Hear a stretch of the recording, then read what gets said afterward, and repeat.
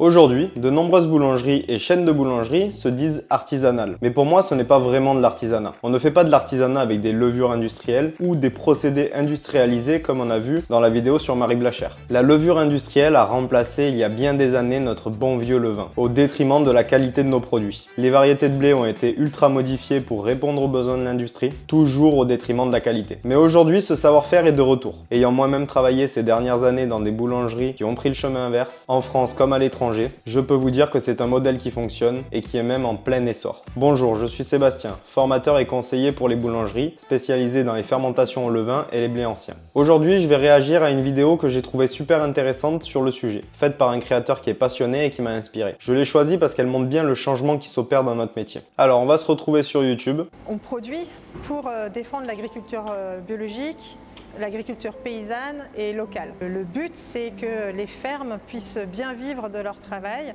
et grâce à la transformation et au circuit court. Donc on essaie vraiment d'utiliser le maximum de produits locaux. En fait, on part plutôt de la matière et on cherche à créer nos recettes avec ça. Voilà, là c'est très intéressant ce qu'elle dit, c'est qu'elle part de ces matières premières qui sont disponibles dans sa région pour créer ses recettes, créer ses produits. Ça peut être assez compliqué à faire en fonction des produits qui sont disponibles dans notre région, mais ça a de très gros avantages. Déjà premièrement, vous allez créer des partenariats solides avec les producteurs qui sont dans votre région. Ça va vous permettre de développer une économie circulaire. L'économie circulaire, c'est le fait de faire circuler l'économie dans une région donnée. Ça veut dire que l'argent que vous allez donner au producteur pour acheter ses produits, lui va l'utiliser pour développer sa ferme et vous proposer des produits peut-être toujours de meilleure qualité ou pouvoir baisser ses coûts et donc baisser ses prix. L'économie circulaire, c'est une économie qui bénéficie à tout le monde et qui permet la croissance de tous les secteurs qui sont dans le cercle. Et en plus, vous allez développer une confiance mutuelle et vous allez pouvoir vous entraider dans des périodes difficiles comme par exemple pendant le Covid ou pendant l'inflation très élevée qu'il y a eu sur le blé à cause de la guerre en Ukraine. Mais utiliser des produits locaux ou de saison, ça va aussi vous permettre de développer une forte image de marque et cette image de marque va vous permettre de vendre vos produits au juste prix. Elle va créer de l'engagement et de la confiance auprès de vos clients et elle va vous permettre de vous démarquer par rapport aux autres sur votre marché. Vous allez avoir très peu de concurrence puisque vous aurez des produits qui seront uniques. Et bien entendu, ça vous fait rentrer dans une démarche éco-responsable qui nous permettra peut-être dans 20 ans d'avoir encore une planète viable. On ne parle pas des recettes, on ne dit pas « Ah, le muffin à la myrtille, ça cartonnerait ». Ben oui, mais comme on n'a pas de myrtille, on ne va pas faire de muffin à la myrtille. Donc on part vraiment des matières premières locales et on cherche à faire notre recette avec ça. Et ensuite, on est vraiment convaincu sur le pain au levain, sur l'aspect nutritionnel, parce que c'est une fermentation longue avec la levure et la bactérie sauvage qui est dans le levain, vraiment dégrade et rend disponible au niveau nutritionnel la protéine. J'ai fait une vidéo aussi, si vous voulez, où je détaille tous les avantages que le levain va avoir pour votre entreprise, mais aussi pour le consommateur. Mais aussi d'autres choses qui peuvent être dans la farine de qualité. On a le même levain depuis 2012, mais il peut être quand même amené à changer si on change un peu nos conditions de travail. Ça, c'est très vrai, le levain, il va s'adapter aux conditions de travail. C'est-à-dire qu'en fonction de la température qu'il fait dans votre laboratoire, du nombre de rafraîchis que vous faites dans la journée, de l'hydratation que vous lui mettez, de la farine que vous allez utiliser, vous n'allez pas avoir du tout le même levain. C'est pour ça que chaque boulangerie au levain va se différencier par son goût. Mais c'est aussi pour ça que le marché du pain au levain ne peut pas être pris par des grands groupes comme Marie Blachère. Parce que c'est un produit qui est très difficilement contrôlable, surtout à grande échelle. Donc le levain, on est vraiment convaincu et ça ne nous viendrait même pas à l'idée de mettre 0,2% de levure. Quand elle parle des 0,2% de levure, c'est les quantités maximales qu'on peut mettre de levure dans un pain au levain pour avoir l'appellation pain au levain. Le problème avec la levure industrielle, c'est qu'elle va très vite prendre le dessus sur la fermentation du levain. Ça veut dire que vous allez avoir principalement une fermentation à la levure plutôt qu'au levain. Et donc vous perdez une grande partie des avantages de la fermentation au levain. Parce que déjà, il n'y en a pas besoin. Un levain qui est bien vivant, on a des mie alvéolés. Et ça ne vient pas qu'avec le levain, ça vient aussi avec la qualité de la farine, la qualité du pétrissage, un bon pointage. Donc ça, c'est le pain au levain. Voilà, là, elle a tout dit. C'est vraiment la qualité du travail du boulanger qui va faire un bon pain. Et aussi la qualité des matières premières. Le vin, si vous mettez de la levure dedans, ce ne sera plus la même fermentation. Et donc, voilà, c'est ce que je disais. Si on met de la levure, c'est plus la même fermentation. Donc même un tout petit peu de levure, on évite. Vous allez perdre en qualité organoleptique. Les qualités organoleptiques du pain, c'est toutes les caractéristiques qui se perçoivent à travers l'essence. Donc ça peut être le goût, l'odeur, l'aspect, la texture. C'est des caractéristiques qui sont très particulières pour un pain au levain par rapport à un pain à la levure. En qualité nutritionnelle, et vous allez perdre aussi tout simplement en tenue dans le temps, quoi. Là, elle cite les plus gros avantages du pain au levain. Ça va être les qualités nutritionnelles qui sont beaucoup plus hautes et la conservation qui va aussi être beaucoup plus élevée. Il y a vraiment plusieurs choses, moi, qui peuvent m'animer. C'est une très bonne nutrition. Je suis dans l'idée d'apporter une bonne nutrition parce que la santé, ça passe par là. Donc ça, c'est important pour moi. Et en même temps, une alimentation accessible. Là, elle va nous montrer que c'est possible de faire un pain de très bonne qualité, mais à un prix accessible. Et regardez, c'est très intéressant et c'est vraiment le principe de la boulangerie au levain. On a un pain, notre pain de campagne, fermentation longue, plus de 18 heures. Il est à 5,40 € le kilo. Et pour nous, c'est juste Du pain bio à 5,40 € le kilo. essentiel que monsieur et madame tout le monde puisse venir acheter notre pain. Au moment de la crise, début de la guerre en Ukraine, grosse crise énergétique et tout ça, pouvoir d'achat qui chutait, pendant 3 mois, on a fait la miche à 3,40 € le kilo.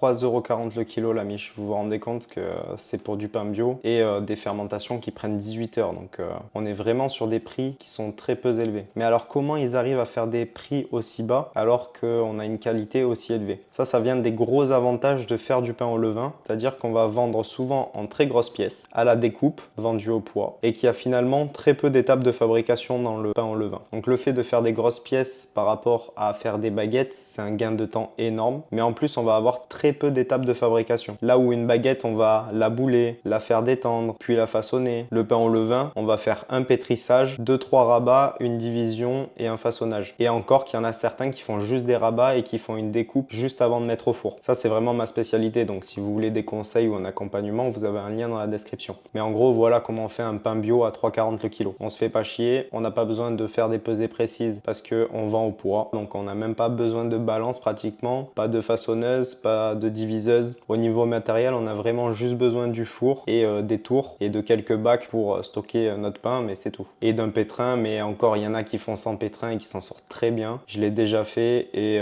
honnêtement, au début en tout cas, on n'en a vraiment pas besoin. Les gens qui étaient en difficulté, ils pouvaient choisir de prendre cette miche-là en morceaux à la coupe et payer pas très cher ou prendre le pain à 5,40 €. Mais voilà, donc là, elle nous dit que même une boulangerie bio au levain peut servir tout type de clients. Vous pouvez avoir des pains sur des prix d'appel et des pains qui sont un peu plus chers, mais vous pouvez servir une grande variété de clients. C'est pas réservé à des gens qui ont beaucoup d'argent. donc j'ai organisé la production autour des conditions de travail et pas le contraire. Donc les conditions de travail. Ça, c'est très intéressant. Ce qu'elle dit, c'est que l'organisation de votre boulangerie, elle doit être pensée pour reposer les équipes. Si vous avez des équipes reposées, et vous allez le voir, on pourrait se dire qu'ils travaillent de nuit parce qu'ils font des longues fermentations, qu'ils travaillent les week-ends et tout ça, mais pas du tout. Vous allez voir qu'avec une bonne organisation, on peut très bien s'en sortir. Et c'est aussi une des forces des boulangeries au levain, c'est-à-dire qu'avec une bonne organisation, on peut sauter les horaires de nuit, on peut faire en sorte que les équipes soient plus reposées. Et des équipes plus reposées, c'est des équipes qui font pas d'erreurs, qui sont motivées et qui sont engagées. Et ça, c'est des qualités qui se retrouvent dans des boulangeries qui fonctionnent correctement. L'organisation, c'est une de mes spécialités aussi. Donc, si vous voulez des conseils, vous avez le lien dans la description. Ici, on ne travaille pas la nuit ou très peu. Le vendredi, le boulanger arrive à 4 h du matin. Il pourrait arriver plus tard, mais là, il y en a un qui aime bien arriver tôt. Voilà, donc vous voyez qu'il commence grand maximum à 4 h du matin. Et encore, elle dit qu'il pourrait commencer plus tôt. Le vendredi, c'est sûrement que le vendredi ou le samedi, c'est leur plus gros jour. Et sur leur plus gros jour, ils commencent maximum à 4 h du matin. Donc c'est vraiment finalement assez tard pour une boulangerie qui fait du 100% levain. Sinon, les autres jours, on commence à 6 h ou à 7 h. À 14 h, c'est fini. Donc on dispose de nos après-midi. On travaille pas les week-ends. Il y a un boulanger qui vient le samedi matin pendant 5 heures pour cuire. Et après, celui qui vient le samedi matin, il a son lundi en plus. Ce qui fait qu'on a tous 2 jours et demi de repos consécutifs. 2 jours et demi de repos consécutifs. Ça, pour reposer vos équipes, c'est parfait. Et si tout le monde peut avoir 2 jours de repos consécutifs, c'est vraiment optimal. Mais là, il y en a peut-être qui se demandent comment ils font. En gros, je pense qu'ils ouvrent assez tard. Ils doivent peut-être ouvrir entre 8 et 9 heures, peut-être même 10 heures. Ça, c'est possible si vous adaptez votre clientèle. Ça dépend peut-être aussi un peu de où vous êtes positionné, à quand vous faites vos plus gros volumes, mais c'est largement faisable. Et vous pouvez adapter votre clientèle à vos horaires. Ensuite, avec la fermentation au levain, on pourrait se dire que c'est des fermentations longues, mais justement, on peut en tirer avantage sans utiliser de chambre froide ou en utilisant du froid doux, vous voyez que peut-être ils vont finir leur pétrissage vers 10 h du matin. Ils vont laisser reposer le pain toute la journée jusqu'à le reprendre le lendemain matin à 6 ou 7 heures quand il commence. Et donc l'avantage du pain au levain, c'est des fermentations très longues. On n'a rien à faire, c'est le levain qui travaille, c'est pas le boulanger. À part peut-être des rabats, mais si vous contrôlez l'hydratation, ça se fait largement. Et vous voyez que c'est beaucoup de grosses pièces et ça c'est sûrement des grosses portions qu'ils ont laissé fermenter en bac, qu'ils ont sorti et qu'ils ont juste découpé avant cuisson pour les cuire comme ça. Et les week-ends, hein, c'est un rêve pour beaucoup de boulangers. Et l'avantage avec les boulangeries au levain, c'est que bon, souvent elles sont ouvertes le samedi, mais elles ferment le dimanche pour pouvoir reposer les équipes. Et comme ce sont des pains qui se conservent très bien, les clients, on peut les habituer à acheter un peu plus de pain le samedi et comme ça ils auront du pain pour le dimanche qui sera encore très bon et qui pourront même consommer encore plusieurs jours. Et c'est les week-ends, donc socialement, ça permet d'avoir une vie sociale. Et voilà, moi je... Ça, très intéressant ce qu'elle dit, c'est que avoir les week-ends aussi, ça permet d'avoir une vie sociale qui peut manquer à beaucoup de boulangers qui travaillent la nuit, qui travaillent les week-ends, alors que leurs amis, leur famille ont des horaires classiques. Ça peut être très compliqué à vivre, surtout quand on commence à avoir des enfants et vouloir construire une vie de famille. Je suis fière de pouvoir proposer ça. Et oui, on forme beaucoup, on a toujours eu des apprentis. Quand on a des petits jeunes qui arrivent à 15 ans, alors que leurs collègues, ils sont au lycée, ils se lèvent tranquillou, bilou. Ça aussi très intéressant de prendre des apprentis, de les former correctement et de les motiver, de les inciter à rester dans le métier et à pas les fracasser déjà dès les premières années. Ils ont toutes les vacances scolaires et tout ça. Eux, ils arrivent à 15 ans et il faudrait que tout de suite, dès 6 h du matin, ils soient au taquet, qu'ils râlent pas, qu'ils ont... Enfin, voilà. Non, alors c'est vrai que chez nous, la première année, ils font jamais 35 heures, ils sont plutôt à 32 heures. Et par contre, ils sont sur les tâches intéressantes tout de suite. Ça, c'est très intéressant. Ils sont à 32 heures la première année au lieu de 35. Donc, ils les mettent tranquillement dans le bain sans les fatiguer. Parce que quand on passe de l'école à être debout toute la journée pendant 7 heures par jour, 8 heures, et encore, il y a ceux qui font les heures sup aussi, ça fait bizarre et ça peut être très fatigant. Donc, c'est bien de penser à faire ça progressivement. Donc, ils démarrent direct avec du pétrissage, direct avec du façonnage pour comprendre le toucher de pâte, comprendre le réseau. Et bien sûr, ça aussi, c'est très intéressant. Dès le début, les apprentis doivent toucher la pâte, ils doivent comprendre comment elle fonctionne, ils doivent comprendre qu'ils manipulent un produit vivant. Et il faut que le plus vite possible, ils sachent lire dans la pâte, voir ce qu'elle a besoin. Et c'est là qu'ils vont devenir compétents. Bien sûr, ils font le ménage, ils font la plonge aussi comme nous tous, mais on les met sur des tâches vraiment intéressantes et gratifiantes.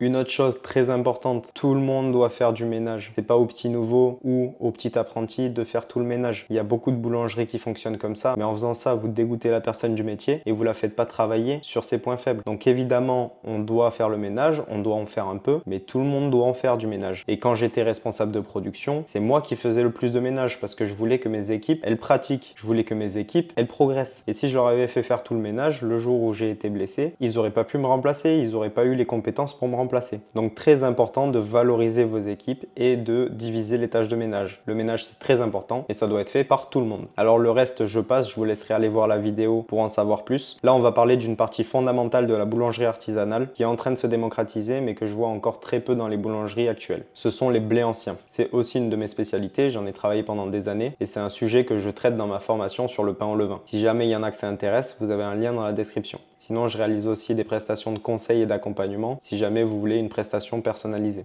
Allez, j'arrête ma pub, on reprend la vidéo. Je m'appelle Adrien Pelletier, donc je suis agriculteur dans le nord de l'Eure-et-Loire, donc paysan boulanger en bio. Au sein d'une équipe, on est aujourd'hui une petite quinzaine pour aller vraiment de la sélection, de la création variétale de blé jusqu'au pain au levain. On a un contexte de sol plutôt fertile, donc les variétés dites anciennes avaient tendance à verser des blés qui... La verse du blé, c'est quand le blé va se coucher. C'est un problème parce qu'il devient très difficilement récoltable, voire il ne peut plus être récolté. Donc ça tue complètement les rendements. Qui peuvent être intéressants en fonction des années, mais qui certaines années vont avoir des maladies qui peuvent impacter, on va dire, le rendement ou la qualité du grain, ou qui vont voir verser. Et en fonction du climat pendant estival, peuvent vraiment conduire à des qualités de céréales récoltées pas très bonnes. Très vite. Ça, c'est le problème avec les variétés anciennes, c'est que c'est des variétés qu'on va pas traiter. C'est des variétés qui n'ont pas été standardisées. Et donc d'une année sur l'autre, pour la même variété, la qualité, elle peut énormément varier. C'est pour ça que ça reste des céréales assez difficiles à travailler et il faut quand même un savoir-faire. Si ça vous intéresse, je peux faire le sujet d'une vidéo là-dessus. Dites-le moi en commentaire. On s'est rendu compte qu'il fallait peut-être créer en fait de nouvelles variétés adaptées à notre itinéraire technique, à notre secteur géographique, au climat d'aujourd'hui et de demain. On fait du pain avec de la céréale et cette céréale, elle provient de nos champs. On est engagé en agriculture biologique, donc on cultive selon un process et des réflexions qui permettent de tendre vers l'autofertilité des sols. L'autofertilité des sols, pour ceux qui ne savent pas, c'est en gros la capacité du sol à nourrir les plantes sans engrais. En utilisant au maximum une rotation de culture. Et au sein de cette rotation de culture, on cultive par exemple le blé tendre. Et le blé tendre en bio ne va pas forcément se comporter de la même manière. Donc là, quand il parle de rotation de culture, c'est juste en fait le fait de ne pas cultiver 2 fois de suite la même variété de plantes sur la même parcelle de terrain. Sinon, ça va épuiser les nutriments du sol. Donc en gros, ce qui est fait en agriculture, c'est que soit le terrain est laissé en jachère, donc on n'y plante rien, soit on va planter une autre plante qui n'utilise pas les mêmes nutriments du sol. Que dans un autre mode d'agriculture. Et c'est bien pour ça qu'il faut pouvoir en fait créer des variétés adaptées à ce système. Et il y a plusieurs manières de cultiver le bio. On peut cultiver le bio plutôt de manière classique ou intensive avec le labour ou tendre vers des itinéraires techniques qui minimisent le travail du sol.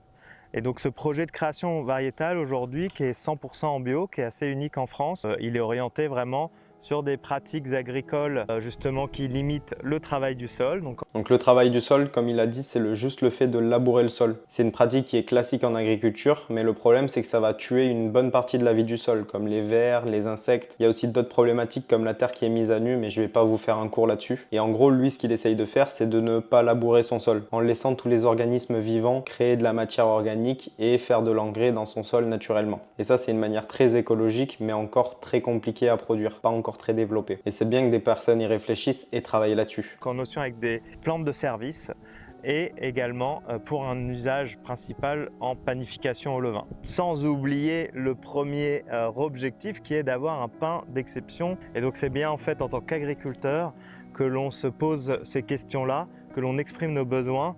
Et comme il n'y a pas de société semencière qui se sont engagées jusqu'à ce jour dans cette voie-là, on a entrepris il y a une dizaine d'années de faire ce travail. Bravo à lui.